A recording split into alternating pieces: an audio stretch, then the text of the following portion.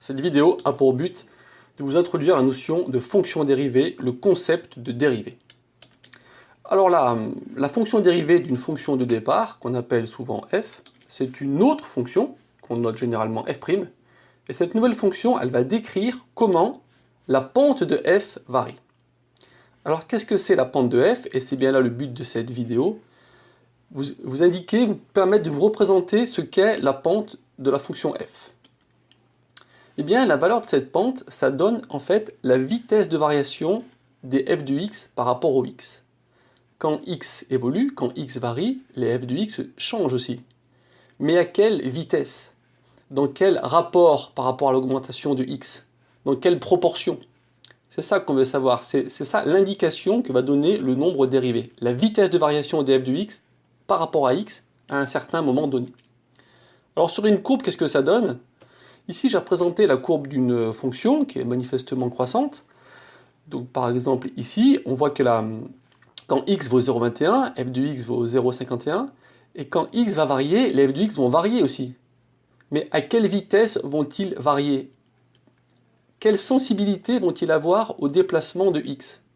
Eh bien, c'est l'information que va donner le nombre dérivé. On voit bien que si on est ici, par exemple, quand x vaut 1,66, les f de x valent 1,52, la variation, elle est plus faible de f de x. f de x est moins sensible au x.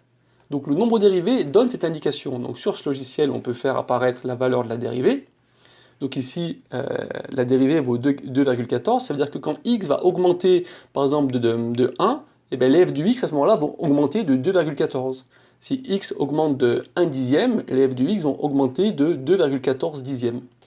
Alors si on était là, eh bien ici, quand x vaut 1,65, si x augmente de 1, les f de x augmenteraient de 0,13 seulement. Ils deviennent peu sensibles. Donc sur ce logiciel, on peut tracer la courbe de la pente, ça sera la courbe de la dérivée, c'est ce que je vais faire ici, en me décalant ici, comme ça. Donc ici, quand je pars avec x qui vaut 9 centièmes, je fais évoluer mon x, et alors je vois que la pente, qui ici valait 2, donc maintenant la pente vaut 2, cette courbe, ça sera la courbe de la pente, donc la courbe de la dérivée. Donc voilà comment on trace, comment on obtient une dérivée. Donc cette dérivée, elle donne la vitesse de variation des f de x à ce moment-là par rapport à x. Alors c'est vrai que dans la pratique, on connaît par cœur les fonctions dérivées. Si j'ai la fonction carré par exemple au départ, je sais que cette fonction dérivée c'est la fonction double. Si j'ai la fonction logarithme népérien, je sais que sa fonction dérivée c'est la fonction inverse, etc. Je vais essayer maintenant de vous donner des exemples, des exemples concrets, pour essayer de comprendre.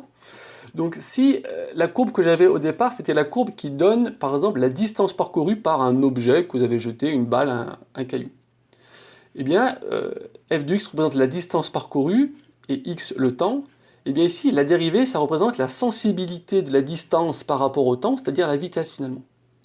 Donc ici, en x vaut 0,28 secondes, j'ai déjà parcouru 0,65 mètres. Mais à quelle vitesse je vais parcourir le reste? À la vitesse de 1,89. La vitesse, c'est donc la sensibilité des f de x par rapport à x. Et si je trace la fonction dérivée, donc c'est donc là, j'ai tracé la vitesse de mon objet.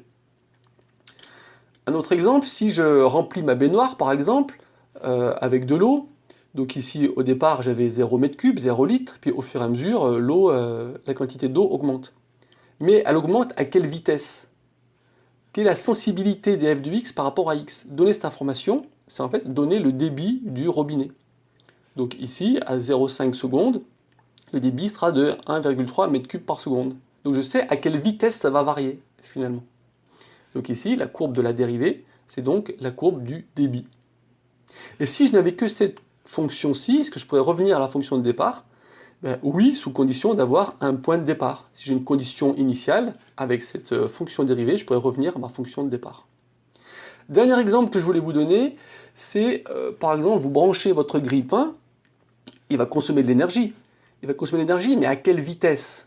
Au départ, on a l'impression qu'il consomme rapidement de l'énergie par rapport à ici. Eh bien, la sensibilité de l'énergie dépensée par rapport au temps, c'est tout simplement la puissance.